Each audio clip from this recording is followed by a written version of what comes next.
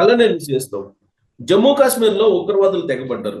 దీంతో ఇప్పుడు కొత్త ఆపరేషన్ కు కేంద్ర ప్రభుత్వం నరేంద్ర మోడీ గారి ఆధ్వర్యంలో సిద్ధమవుతుంది. అత్యవసర సమావేశాన్ని ఏర్పాటు చేశారు. పాక్ భారత్ మధ్య యుద్ధం రాబోతుంది అనేటువంటి సంకేతాలు వస్తున్నటువంటి క్రమంలో అసలు వాస్తవ పరిస్థితి ఏంటని తెలుసుకున్నాం. ప్రస్తుతం సామాజిక, ఆర్థిక, రాజకీయ విశ్లేషకులు అలాగే విదేశాంగ విధానాల మీద, విదేశాంగం సంబంధించినటువంటి అంశాల మీద బాగా పట్టున్నటువంటి కోటిశ్వర గారు ఉన్నారు. ఆయనతో ఇంటరాక్ట్ అవుతారు. సార్ నమస్తే. నమస్తే సార్, భారత్ పాకిస్తాన్ మధ్య యుద్ధ వాతావరణం నెలకొంది, యుద్ధం రాబోతుంది అనేది ఇప్పుడు సోషల్ మీడియాలో బాగా వైరల్ అవుతుంది. అలాంటి పరిస్థితి ఉందంటారా? సోషల్ మీడియాలో అనేక అంశాలు వస్తుంటాయి, పోతుంటాయి. ఒక ఉగ్రవాద దాడి, అది తీవ్రమైనటువంటి దాడి, అందులో ఎలాంటి సందేహం లేదు. చాలా దుర్మార్గమైనటువంటి దాడి. దీన్ని యావత్ సభ్య సమాజం ఖండించాల్సిందే. ఉగ్రవాదుల మీద కఠినమైనటువంటి చర్యలు తీసుకోవాల్సిందే. వాళ్ళు కాశ్మీర్కు చెందినటువంటి వారా, లేకపోతే ఆక్రమిత కాశ్మీర్ లో నుంచి వచ్చినటువంటి వారా అనేటువంటిది ఇంకా భిన్నమైనటువంటి వార్తలు వస్తున్నాయి. ఎవరైనప్పటికీ చాలా దారుణమైనటువంటి దుర్మార్గానికి పాల్పడ్డారు వాళ్ళు. సార్, దీని మీద ఆల్రెడీ టిఆర్ఎఫ్ ప్రకటించేసింది. లష్కరే తోయబా అనుబంధ సంస్థగా ఉన్న టిఆర్ఎఫ్ ప్రకటించేసింది, ఇది తమ పనే మేమే చేసామని చెప్పి అనౌన్స్ చేసింది. పాకిస్తాన్ ఆర్మీ జనరల్ కూడా దాన్ని 2 రోజుల క్రితం విద్వేషంగా రెచ్చగొడుతూ ఆయన ప్రసంగించారు. దాని పర్యవసానం ఇది అనుకోవచ్చా? దాని పర్యవసానమా, లేకపోతే అంతకు ముందే జరిగినటువంటి కుట్ర?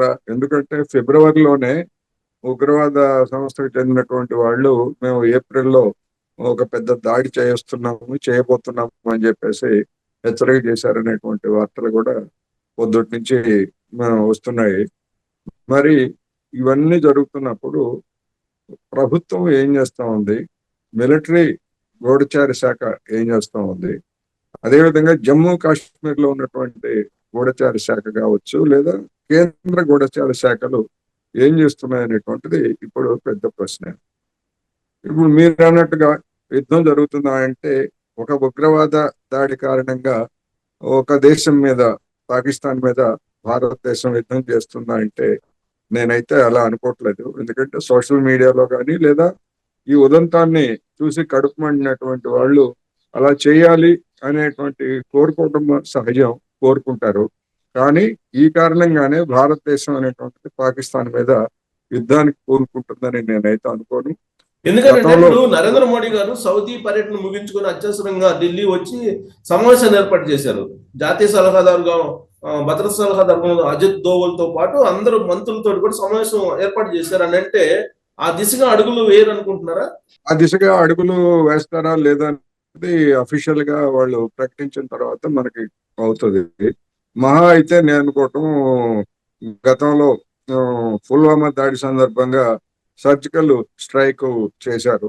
ఒక దాడి చేసి దాన్ని తర్వాత కంటిన్యూ చేయలేదు. అలాంటి దాడి ఏదన్నా చేసి ఈ దేశంలో ఉన్నటువంటి జనాభాకి ఒక భరోసా ఇచ్చేందుకు, లేదా పోయినటువంటి పరువు, కేంద్ర ప్రభుత్వ పరువు పోయింది ఇప్పుడు నా అభిప్రాయం ప్రకారం. ఆ పోయినటువంటి పరువును కాపాడుకోవడానికి అలాంటి పనులేమో చేస్తారు. కానీ యుద్ధానికి దిగుతారు అని అనుకుంటే, అని అయితే నేనైతే అనుకోవట్లేదు. ఒకవేళ అది కనుక జరిగితే మాత్రం దాని పర్యవసానాలు చాలా తీవ్రంగా ఉంటాయనేది గమనించాలి. అయితే 370 రద్దు తర్వాత జరిగినటువంటి ఉగ్రవాద దాడి ఇది. పైగా అక్కడ ఉగ్రవాదులు కూడా 370 రద్దు, అలాగే పిఓకే అంశాలను ప్రస్తావించారు ఈ ఘాతుకానికి తలపడిన తర్వాత. ఇప్పుడు 2016లో పెద్ద నోట్ల రద్దు సమయంలో కూడా ఇదే ప్రధానమంత్రి కాశ్మీర్ లోను, దేశంలో ఇతర ఉగ్రవాదులకి డబ్బులు అందకుండా చేయడం కోసం పెద్ద నోట్లు రద్దు చేశాను అని చెప్పేసి చెప్పారు. ఆ తర్వాత కాశ్మీర్ లో ఉగ్రవాదుల మీద చర్య తీసుకోవడానికి ఆర్టికల్ 370 పెద్ద ఆటంకంగా ఉంది. కేంద్ర బలగాలకి లేదా కేంద్ర ప్రభుత్వానికి తగినటువంటి అధికారాలు లేకుండా పోయాయి అని చెప్పారు. అది జరిగి 5 ఏళ్ళు అవుతా ఉంది. కాశ్మీర్ మొత్తం కూడా కేంద్ర ప్రభుత్వ ఆధీనంలోనే ఉంది 5 ఏళ్ల పాటు. మొన్న ఎన్నికలు జరిగినా కానీ ఇప్పటికీ కాశ్మీర్ కేంద్ర పాలిత ప్రాంతమే. అంతకు ముందు మాదిరి ఇప్పుడు భవిష్యత్తులో కూడా కేంద్ర భద్రతా దళాలు కాశ్మీరు సరిహద్దు లేదా కాశ్మీరు ప్రాంతంలో అది పహారా కాయాల్సినటువంటి పరిస్థితే ఉన్నది. మరి అంతా ఉగ్రవాదాన్ని నిర్మూలించే అన్ని సాధారణ పరిస్థితులు ఏర్పడ్డాయి అని చెప్పేసి క్లెయిమ్ చేసుకొని దేశం అంతటి నుంచి వెళ్ళినట్టు వాళ్ళందరూ అక్కడ భూములు కొనుక్కుంటున్నారు అని చెప్పినటువంటి వాళ్ళు మరి ఇప్పుడు జరిగినటువంటి దానికి ఏం చెప్తారు అనేటువంటి ప్రశ్న. ఇటువంటి ముందే హెచ్చరికలు వచ్చిన తర్వాత లేదు కొద్ది రోజుల ముందు పాకిస్తాన్ అది మన మిలిటరీ అధికారి ఆ విధమైనటువంటి హెచ్చరికలు చేసిన తర్వాత అప్పుడైనా కనీసం ఇదేదో కుట్ర జరుగుతూ ఉంది, వీళ్ళేదో దుర్మార్గానికి పాల్పడబోతున్నారు, అందుకని సెన్సిటివ్ ప్రాంతాలు పహల్గాం లాంటి లేదా కొన్ని సున్నితమైనటువంటి ప్రాంతాలకి పర్యాటకులు వెళ్ళొద్దు అనేటువంటి హెచ్చరికని కేంద్ర ప్రభుత్వం ఎందుకు చేయలేకపోయింది? మన జేమ్స్ బాండ్ గా చెప్పుకునేటువంటి అజిత్ దోవల్ ఏం చేస్తున్నాడు? ఆయన టీం ఏం చేస్తా ఉంది? పాకిస్తాన్ లో ఉన్నటువంటి మన ఏజెంట్లు ఏం చేస్తున్నారు? లేదా కాశ్మీర్ లో ఉన్నటువంటి వాళ్ళు కానీ ఇతర దేశాల్లో పరిసరాల్లో ఉన్నటువంటి ఏజెంట్లు కానీ ఇటువంటి వాటిని ఎందుకు పసిగట్టలేకపోయారు? ఇలాంటి 1,15,00,000 ప్రశ్నలు ఈ ఉదంతంతో మనం ముందున్నాయనేది మనం ఇది గమనించాలి. పాక్ ప్రేరేపిత ఉగ్రవాదం అని చెప్పి అనుకోవాలా, దాని ప్రమేయం లేదనుకోవాలా? డెఫినెట్ గా పాకిస్తాన్ ప్రేరేపితమైనటువంటిది కాకుండా లేదా పాకిస్తాన్ ఆయుధాలు కానివ్వండి లేదా ఇతరతర డబ్బులు కానీ ఇవ్వకుండా కాశ్మీర్ లో ఉగ్రవాదం నిలబడేటువంటి పరిస్థితి లేదు. డెఫినెట్ గా సరిహద్దులకు ఆవల నుంచి వచ్చినటువంటి వాళ్ళు కావచ్చు, లేదా మన దేశంలో ఉన్నటువంటి వాళ్ళని కొంతమంది నిలబడుతుకొని ఉగ్రవాదులుగా మార్చడం కానీ డెఫినెట్ గా ఉంది. పాకిస్తాన్ ఉంది, ఇంకా పాకిస్తాన్ వెనకాల ఉన్నటువంటి దేశాలు అనేకం ఉన్నాయి. మన గత చరిత్రను చూసినప్పుడు మన దేశం అంటే కాశ్మీరు పంజాబ్ లో ఉగ్రవాదాన్ని రెచ్చగొట్టడానికి స్వయంగా అమెరికా పాకిస్తాన్ అడ్డం పెట్టుకొని పాకిస్తాన్ లో ఉగ్రవాదులను తయారు చేసి మన మీదకి ప్రయోగించినటువంటిది బహిరంగ రహస్యం. అది ఇవాళ మన దేశం అమెరికా చేతిలో అమెరికా చంకనికి కూర్చుంది కనుక అటువంటి పనులు నేరుగా చేయకపోవచ్చు, కానీ ఒకసారి అటువంటి ఉగ్రవాద శక్తులను తయారు చేసిన తర్వాత పాకిస్తాన్ లో ఉన్నటువంటి వాళ్ళు పాకిస్తాన్ మద్దతు తీసుకొని మన మీద దాడులు చేస్తున్నారు అనేటువంటిది స్పష్టం.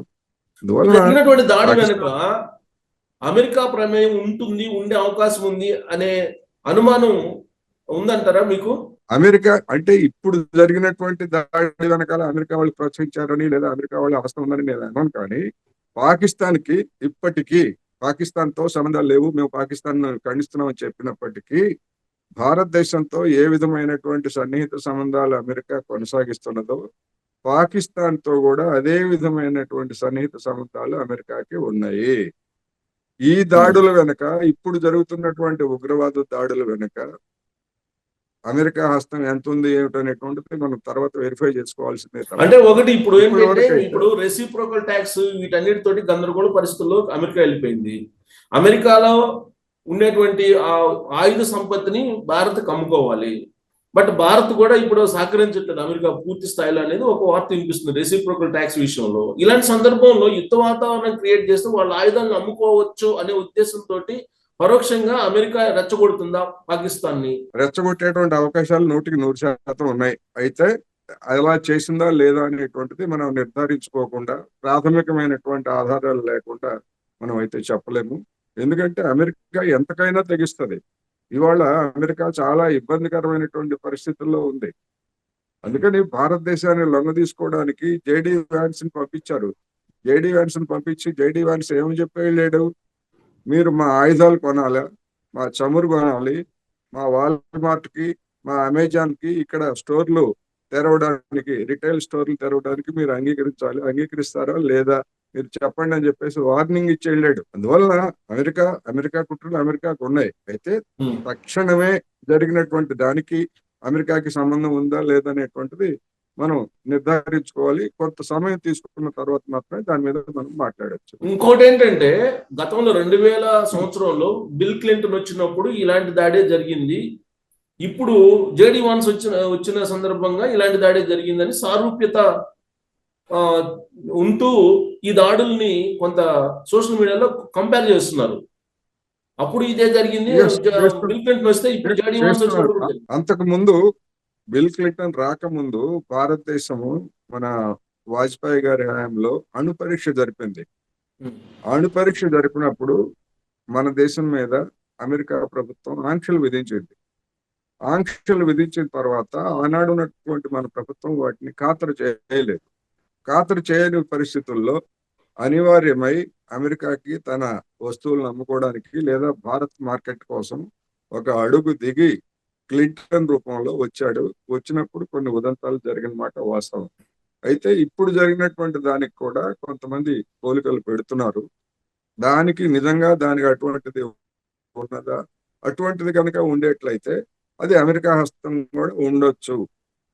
ఎందుకంటే అంటే ఇప్పుడు ఒకటేంటండి, పాకిస్తాన్ ఇప్పుడు అంత జరిగినటువంటి దాడికి, స్వతంత్రంగా క్లింటన్ వచ్చినప్పుడు జరిగిన దాడికి సైనికుల దుస్తుల్లో వచ్చి చేసినటువంటి దాడులు ఈ రెండు అని చెప్పి కంపేర్ చేస్తున్నారు. అదే ఉంది. ఇప్పుడు ఉగ్రవాదులు కాశ్మీర్ లో ఉగ్రవాదులు అనేక సందర్భాల్లో సైనిక దుస్తుల్లోనే వచ్చి దాడులు చేశారు గతంలో కూడా. ఇప్పుడు ఏదో మొట్టమొదటిసారి చేసింది కాదు. ఎందుకంటే ఆ విధంగా చేయడం అనేది గతంలో కూడా జరిగింది. ఇదేమి కొత్త ఏమి కాదు. అయితే మీడియాలో దాని మీద కొంచెం చెలువులు పలువులు కల్పిస్తున్నారు తప్ప అదేమి కొత్త కాదు. అనేక మంది చోట్ల అనేక ఉగ్రవాదులు ఇప్పుడు నార్త్ ఈస్టర్న్ స్టేట్స్ లో కానీ లేకపోతే అనేక చోట్ల సైనికుల దుస్తులతోనే లేదా వాళ్ళ సైనికుల మాదిరే వచ్చి కాల్పులు జరుపుతాయి. ఇటువంటివన్నీ కూడా కామన్, అనేక దేశాల్లో జరుగుతుంది. ఇప్పుడు ఇక్కడ కూడా జరిగింది. అయితే సమస్య ఏంటంటే ఇప్పుడు ఇక్కడ జరిగినటువంటి తీరును చూసి నువ్వు హిందువా ముస్లిమా అని చెప్పేసి పరిశీలించి, హిందూ అయితే కాల్చి ముస్లిం అయితే పక్కన పెట్టేసి పరీక్ష చేసి అంత ఆరామంగా అంత తీరిగ్గా అంత దుర్మార్గం జరుపుతూ ఉంటే ఆ ప్రాంతంలో భద్రతా దళాలు కానీ లేదా నిఘా సిబ్బంది కానీ ఎందుకు లేరు? ఎందుకు ఏర్పాటు చేయలేదు? అటువంటి సున్నితమైనటువంటి ప్రాంతం, అందులోనూ తప్పించుకుపోవడానికి వీలైనటువంటి ప్రాంతం. చెప్తున్నారు కదా, వస్తే గుర్రాల మీద రావాలా లేకపోతే హెలికాప్టర్ల మీద కిందికి దిగి రావాలని చెప్తున్నారు కదా.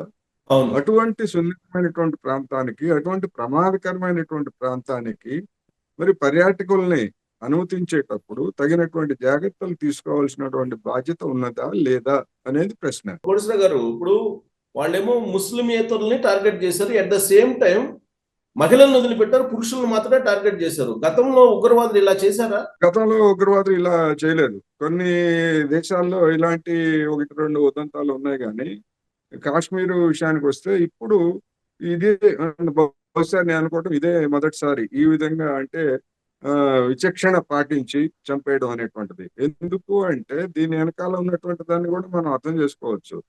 ఈ దేశంలో, భారతదేశంలో మైనారిటీలని విడిగా చేసి 80% 20% పేరుతోటి లేకపోతే ఇంకొక పేరుతోటి చేస్తున్నప్పుడు ఉగ్రవాదులు కూడా దానికి దోహదం చేసే విధంగా, లేకపోతే ఇలాంటి ఉన్మాదాన్ని ఇక్కడ 80% ఎట్లాంటి ఉన్మాదం ఎలా ఎక్కించుకుంటున్నారో అక్కడ ఉన్నటువంటి వాళ్ళు కూడా అదే ఉన్మాదంతో వ్యవహరించేటువంటి వాళ్ళు అటువైపు నుంచి కూడా ఉండొచ్చు. అందుకనే దీన్ని ఒక హిందువుల మీద దాడిగా చిత్రీకరిస్తే ఇక్కడ ఉన్నటువంటి ప్రభుత్వాన్ని లేదా ఇక్కడ ఉన్నటువంటి వివాదాలని మరింత పెంచవచ్చు అనేటువంటి కుట్ర కూడా దీని వెనకాల ఏమన్నా ఉందా దీనికి అనేటువంటి అనేక కోణాలు దీనిలో ఉన్నాయి. డెఫినెట్ గా ఇవాళ కాకపోతే రేపు ఎల్లుండికైనా మనకి వివరాలన్నీ వస్తాయి ఎందుకు ఇట్లా చేశారు. పాకిస్తాన్ రక్షణ మంత్రి కొద్దిసేపటి క్రితం మాట్లాడారండి. ఆయన చెప్తున్న దాని ప్రకారం ఏంటంటే నాగాలాండ్, ఛత్తీస్గఢ్, మణిపూర్ వీటన్నిటిలో చాలా గొడవలు ఉన్నాయి భారతదేశంలో.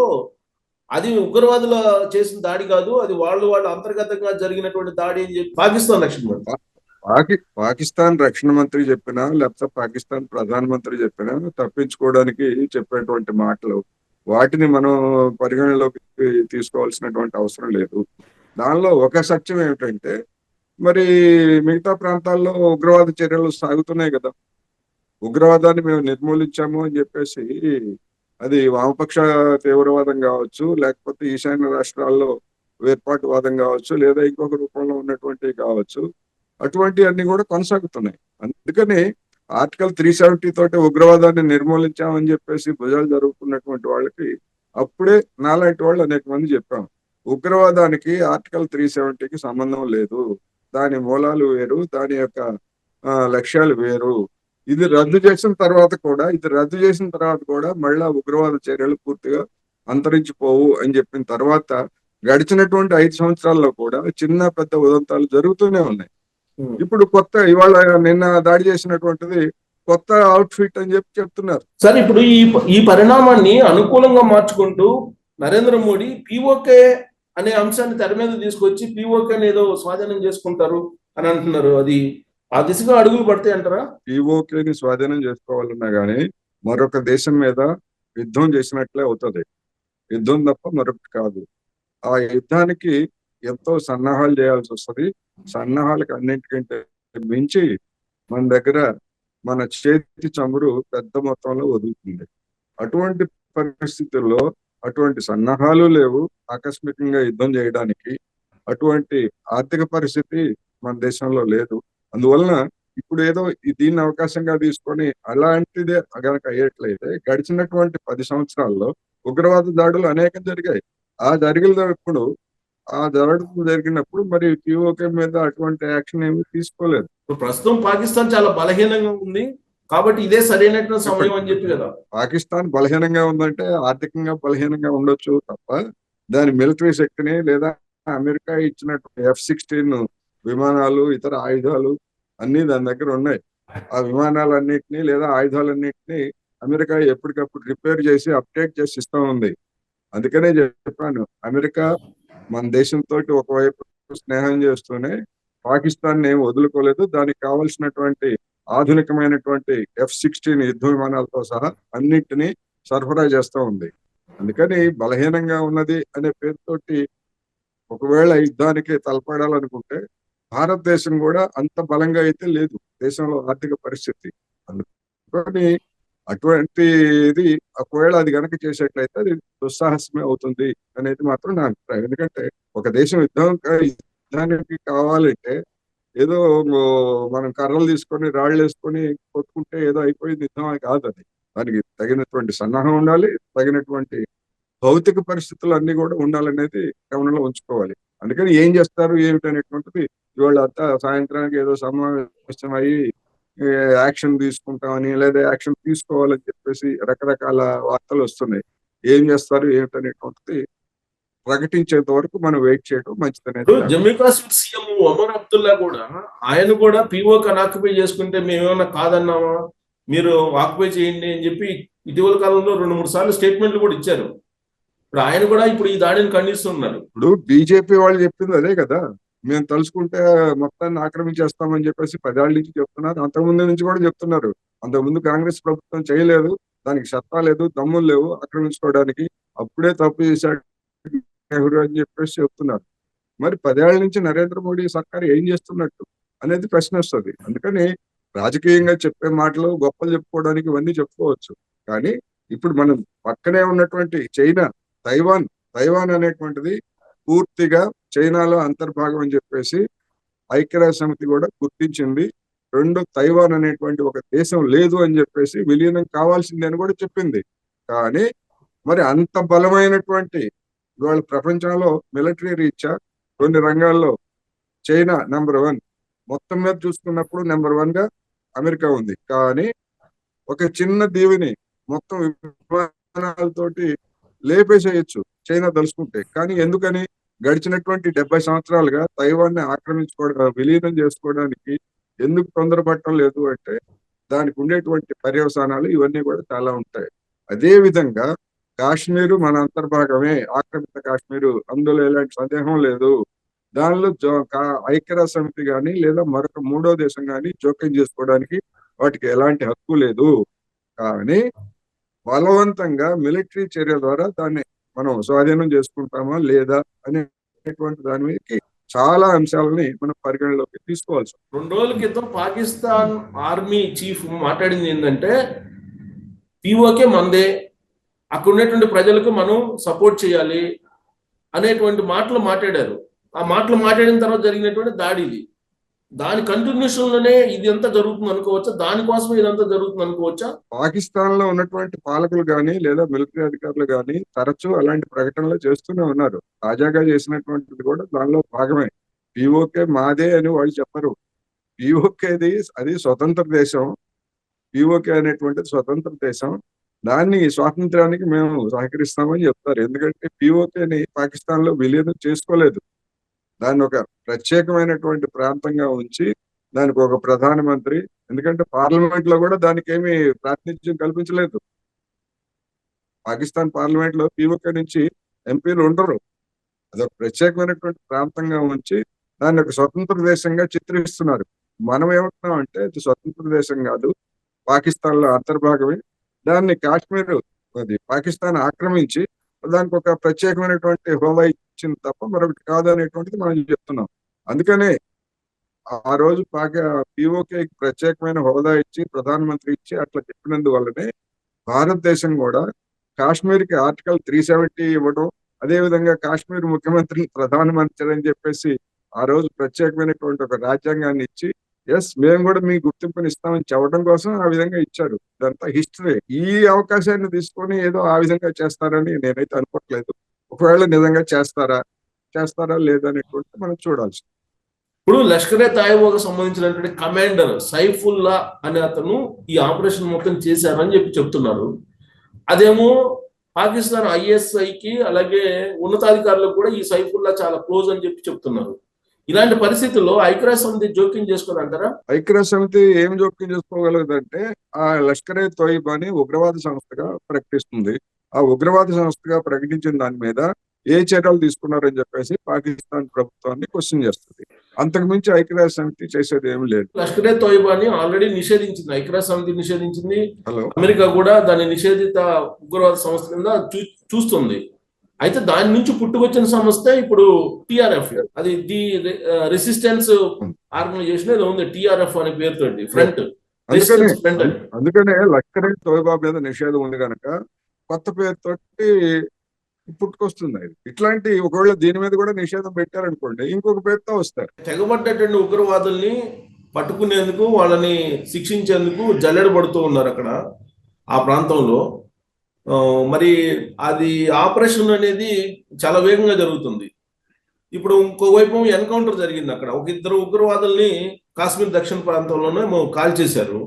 ఇదంతా వెంటనే ఈ సంఘటన జరిగిన తర్వాత భారత ప్రభుత్వం రెస్పాన్స్ బాగానే అయినట్టు కనిపిస్తుందా? ఇప్పుడు కాశ్మీర్ లో జరిగేటువంటి ఎన్కౌంటర్స్ మీద భిన్నమైనటువంటి అభిప్రాయాలు ఉన్నాయి.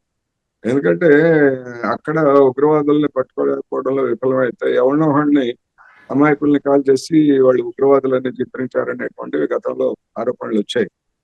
అదే విధమైనటువంటి ఇప్పుడు ఇంత పెద్ద ఉదంతం జరిగిన తర్వాత జనాలుగా మన వాళ్ళు కూడా ఇతను చంపేశారులే అనేటువంటి అనిపించడం కోసం ఫేక్ ఎన్కౌంటర్ అయినా చేయొచ్చు, అమాయకులనైనా కాల్చుండొచ్చు, నిజంగా ఉగ్రవాదులను కూడా కాల్చుండొచ్చు. ఏం జరిగిందనేటువంటి మనం చెప్పలేం, కానీ దానికి దీనికి ఎలాంటి సంబంధం లేదు. ఎందుకంటే ఉగ్రవాదుల చొరబాటు అనేటువంటి నిరంతరం సాగుతున్నటువంటి ప్రక్రియ. ఎదుర్కోవడం లేదా ఇవన్నీ ఒకటి. అందుకని దీనికి దానికి సంబంధం ఉందని నేనైతే అనుకోవట్లేదు. ఒకవేళ వాళ్ళు నిజంగానే ఉగ్రవాదులు అయితే మంచిదే, ఉగ్రవాద నిరోధక చర్యల కింద కాల్చిపారాల్సిందే. కానీ దేశ జనం యొక్క దృష్టిని మళ్లించడానికి ఫేక్ ఎన్కౌంటర్లు గతంలో మాదిరిగా చేస్తుంటే మాత్రం దాన్ని మనం సమర్థించాల్సినటువంటి అవసరం లేదనేది. ఇప్పటి వరకు భారత్ పాకిస్తాన్ సరిహద్దుల మధ్య కొంత ప్రశాంతమైన వాతావరణం ఉంది అని చెప్పి గత కొంతకాలంగా అనుకుంటున్నాం. ఇక నుంచి మళ్ళా ఉద్రిక్త పరిస్థితులు నెలకొనే ఛాన్సెస్ ఉన్నాయా? మధ్య మధ్యలో అప్పుడప్పుడు మన మీడియా దృష్టికి పెద్దగా రాకపోవచ్చు, కానీ కవ్వింపులు అనేటువంటివి మన వైపు నుంచి అటువైపు నుంచి భారత్ పాకిస్తాన్ మధ్య సరిహద్దుల మధ్య అప్పుడప్పుడు చర్యలు జరుగుతూనే ఉన్నాయి. రెండో పక్షాలు కూడా జాగ్రత్త పడతాయి. అటు ఉగ్రవాదులు జాగ్రత్త పడతారు, ఇటు మన దేశం నిఘా సంస్థలు కూడా. ఇది నిఘా సంస్థల పరిస్థితి ఇవాళ భారతదేశంలో ఉన్నటువంటి నిఘా సంస్థలు. అందుకని నిఘా సంస్థలకు కూడా ఇది ఒక పెద్ద సవాలే. ఏం చెప్తారు? ఇప్పటి వరకు 5 ఏళ్ల క్రితం పుల్వామాలో జరిగినటువంటి దాడి ఎట్లా జరిగిందనేది ఇంతవరకు మన దేశంలో ఉన్నటువంటి జనానికి తెలియదు. కేంద్ర ప్రభుత్వం కానీ మిలిటరీ గూఢచార శాఖ కానీ ఎట్లా ఒక మిలిటరీ కాన్వాయ్లోకి ఒక ట్రక్ ఎట్లా వచ్చింది, కాల్పులు ఎట్లా జరిపారు, అంతమంది ప్రాణాలు ఎలా తీశారనేటువంటిది ఇంతవరకు మనకు తెలియదు, చెప్పలేదు. అదొక పెద్ద రహస్యం, చరిత్రలో తెలియనటువంటి నిగూఢ రహస్యాలు అదొకటిగా మిగిలిపోయింది. అందుకని ఏం జరిగింది ఏమిటి అనేటువంటిది మనకి స్పష్టంగా తెలియాల్సి ఉంది. సార్, ఫైనల్ గా ఇప్పుడు అమెరికాలో కానీ లేదా కెనడాలో కానీ ఈ మధ్య కాలంలో పాకిస్తాన్ లో కూడా కొంతమంది ఉగ్రవాదులు చనిపోవడం, అంటే వాళ్ళే కాల్చుకొని చనిపోవడం, లేదంటే ఖలిస్తానీ ఉద్యమకాలు చనిపోవడం, ఇవన్నీ కూడా నరేంద్ర మోడీ గారికి, అమిత్ షా గారికి చుడుతూ ఉన్నారండి. దాని ఫలితమా ఇదంతా? ఎవరు చుడుతున్నారు? సోషల్ మీడియాలో సంఘ పరివారికి చెందినటువంటి వాళ్ళు లేదా నరేంద్ర మోడీ అభిమానులుగా ఉన్నటువంటి వాళ్ళే చుడుతున్నారు. మన సోషల్ మీడియాలో నేను పేరు చెప్పను కానీ ఒక జర్నలిస్టు నిరంతరం అదే పని. ఎవరినైనా లేపేస్తే చూసారా మన వాళ్ళు లేపేశారు, పాకిస్తాన్ లో వాళ్ళు లేపేశారు, కాశ్మీర్ లో వాళ్ళు లేపేశారు అని చెప్పేసి సొమ్ము చేసుకుంటున్నారు సోషల్ మీడియాలో. నేను మీకు కావాలంటే మీకు పర్సనల్ గా నేను పంపిస్తా. ఎవరు చేస్తున్నారు వీళ్ళ ఇట్లాంటి వాళ్ళ పనులన్నీ? అందుకని మరి అటువంటి అటువంటి వాటిని నరేంద్ర మోడీకి ఆపాదించేటప్పుడు వాటన్నిటిని ఎందుకని తీసేయరు? అనేక పోస్టుల్ని తీసేయమని చెప్పేసి కేంద్ర ప్రభుత్వము ఆయా సామాజిక మాధ్యమాలని ఆదేశిస్తున్నప్పుడు మరి ఇలాంటి నరేంద్ర మోడీకో లేకపోతే అమిత్ షాకో లేకపోతే మన రా సంస్థకో ఆపాదిస్తున్నటువంటి ఈ హత్యల్ని తొలగించమని చెప్పేసి ఎందుకని కేంద్ర ప్రభుత్వం చర్య తీసుకోవట్లేదు? ఎందుకనంటే ఓ మన వాళ్ళు చేస్తున్నారు చూడండి, లేపేస్తున్నారు చూడండి, వాళ్ళు లేపేశారు, వీళ్ళు లేపేశారు. అటువంటి చర్యలకు కూడా ఒకవేళ నిజంగా అటువంటి వాటి వెనకాల మన రాహస్తం ఉండి ఉంటే ఇప్పుడు ఇలాంటి వాళ్ళని ప్రోత్సహించడానికి కూడా అక్కడ ఉన్నటువంటి ఉగ్రవాద సంస్థలు తెగబడవచ్చు. అందుకని ఇది ఒక చట్ట ప్రకారము లేకపోతే ఒక పద్ధతి ప్రకారం చేస్తే దాన్ని ఎవరు చేయరు. కానీ వ్యక్తిగతమైనటువంటి టార్గెటెడ్ కిల్లింగ్స్ చేస్తే వాళ్ళు మన దేశంలో ఉన్నటువంటి వాళ్ళని కూడా చేస్తారు. మనం మన సంస్థలు బయట చేసినప్పుడు వాళ్ళకి మాత్రం అది సాధ్యం కాదా? సాధ్యం అవుతుంది కదా. అది ఆ పద్ధతి పరి- కాదనేది ఆ పరిణామాల ప్రభావం అయితే ఇలాంటి దాడుల్లో వెనక ఉందంటారా? ఇప్పుడు రీసెంట్ గా లష్కరే తోయిబాకు సంబంధించిన అతను కరాచీలో చనిపోయాడు, కాల్చేశారు, వాళ్ళ సంస్థ వాళ్ళే కాల్చేశారు. అదే చెప్తున్నా నేను, అదే ఉం. చెప్తున్నా. ఇప్పుడు ఆ హత్య వెనకాల మన వాళ్ళ హస్తం ఉందని చెప్పేసి ఇక్కడ ఉన్నటువంటి సోషల్ మీడియాలో, మన తెలుగు సోషల్ మీడియాలో కూడా పేరు మోసినటువంటి వాళ్ళు కొంతమంది ఉన్నారు. వాళ్ళు కూడా ఉం. పెట్టడం అందరికి తెలిసిందే. మరి ఆ ఉం. మాత్రం వాడికి తెలియదా? అప్పుడు ఆ లష్కరే తోయిబా వాడి అభిమానులుగా ఉన్నటువంటి వాళ్ళు మనం కూడా ఏదో ఒకటి కక్ష తీర్చుకుందాం అని చెప్పేసి ఇట్లాంటి అమాయకుల్ని హత్య చేయిస్తే బాధ్యులు ఎవరు దానికి? సోషల్ మీడియానా? ఆ పోస్టులు పెట్టేవాళ్ళ? వాటిని చూస్తూ ఊరుకున్నటువంటి కేంద్ర ప్రభుత్వమా? ఎవరిది బాధ్యత? ఇది సమస్య. సో ఇప్పుడు జరిగినటువంటి ఈ సంఘటన పిరికి పొంద చర్య కింద చూడాలా? తిరిగి పొందే చర్య అని కాదు, ఒక పథకం ప్రకారం చేశారు. ఆ పథకం వెనకాల ఎవరున్నారు, ఏ లక్ష్యంతో చేశారు, ఎందుకు చేశారు అనేటువంటి వెల్లడి కావాల్సి ఉందనేది నేను చెప్తాను. Right sir, thank you very much. Thank you.